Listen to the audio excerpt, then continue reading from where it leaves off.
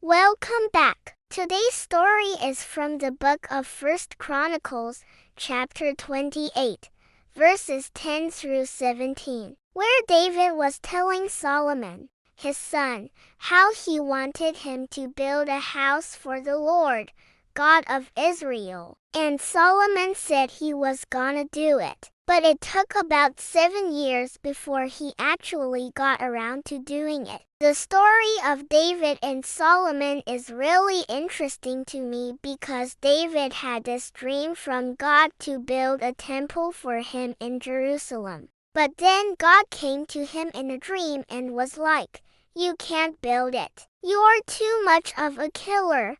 So then God told David that his son, Solomon, would be the one to build the temple. But David was like, "Yeah, but I still want to build it." So he started building the walls around Jerusalem and he gathered all the stuff for the temple and he laid the foundation.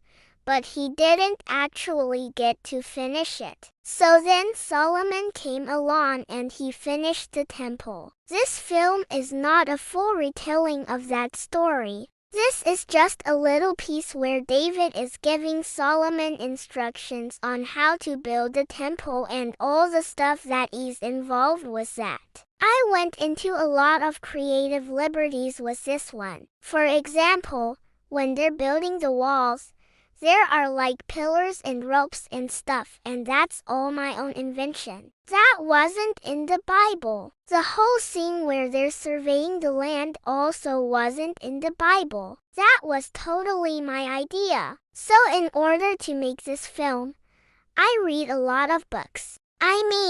There is like 4 or 5 different translations of the Bible that I looked at to make sure I got all the details right. I looked up a lot of stuff on YouTube to see how people interpreted these stories in their videos. I also looked up a lot of stuff on Google. I wanted to make sure that I got all the historical stuff right. I wanted to make sure that the way that the temple was built was correct according to the way that they built stuff back then. And then I also did a lot of research on stop-motion animation to figure out how to make my models move realistically. The whole process was really fun, but it was also kind of scary because it is a lot of pressure to make an original work and have it be entertaining and educational and just good. But yeah, I think I accomplished that. So I hope you like it. Oh,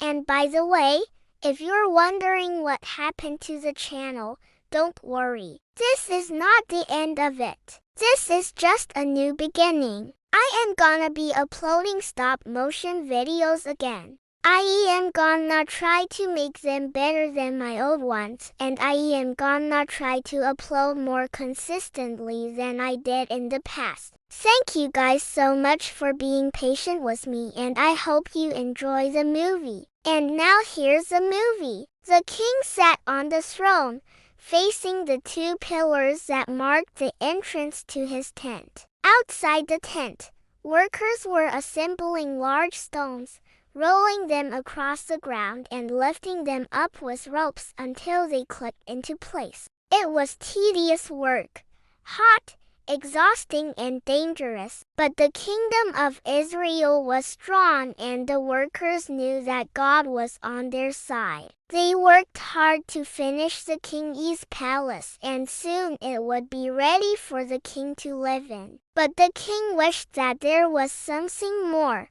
something to honor God. He remembered a conversation he had with God many years ago. God had spoken to him through a prophet and told him that he would build a temple in Jerusalem. God promised that the temple would stand for generations, but David knew he could not complete such a great project. He was a man of war, not a builder. Besides, He had done many terrible things during his lifetime, and God would not accept anything less than perfection for the temple. David stood up and called for his son, Solomon, whom he had set to be the next king. He knew that Solomon was wise beyond his years and that he would be able to complete the task. When Solomon approached the entrance of the tent, David waved for him to come inside. "My son,"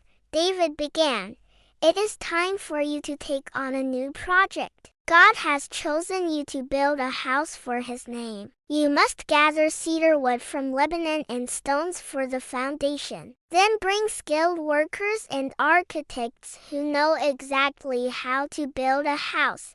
David reached into his pocket and pulled out a small pouch. He tied it open and dumped its contents onto the pillar. "Here," he said, "is the silver for your labor and for the wages of the workers."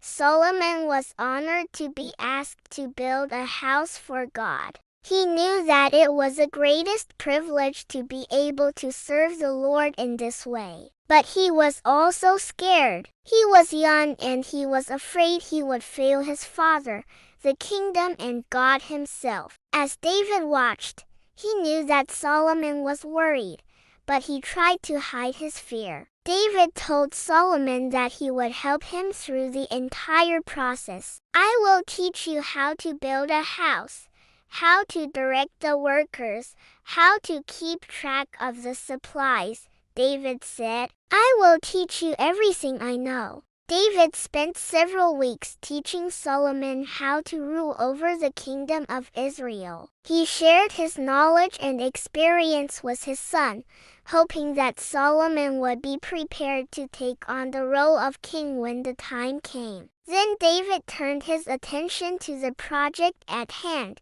building a house for God. David explained that they needed to start by choosing a location. "We want a place that is high and holy, somewhere that will inspire people to worship God." Together, they traveled to different parts of the kingdom, looking for the perfect spot. They wanted a place that was central and easily accessible, but also secluded and peaceful. Finally, they arrived at a hill overlooking the city of Jerusalem. It was a beautiful spot with a view of the surrounding countryside. "This is the place," David declared. "This is where we will build a house for God." Once they had chosen the location, it was time to start planning the house itself. David explained that they needed to decide on the size and layout, as well as the materials that would be used. "We want a house that is large enough to accommodate all of the people who want to worship God, but also intimate enough to feel like a place of worship. We need materials that are strong and durable, but also beautiful and inspiring." After much discussion and planning, they finally had a design in mind. David was excited to see how far they had come. He knew that building a house for God would be a challenge, but he was confident that Solomon was up to the task. As they stood surveying the land, David placed a hand on his son's shoulder and said, "Remember, Solomon, this is not just a building project. This is a way for us to honor and worship God. We need to do everything we can to make this house a place of peace and worship."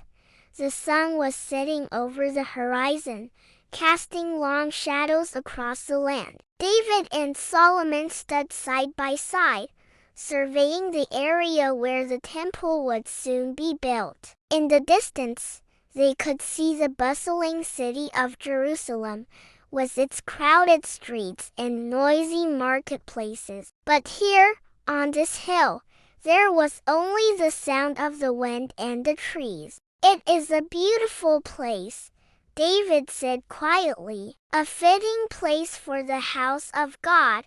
Solomon nodded, his eyes fixed on the horizon. He could see the challenges ahead, the enormous task of gathering resources and coordinating workers, but he could also see the opportunity to honor God and bring his people together. As the first rays of sunlight touched the hill, David and Solomon turned to face each other. A new day had begun, and with it, a new chapter in their lives. They had a long journey ahead of them, but together, father and son, they were ready to build a house for God.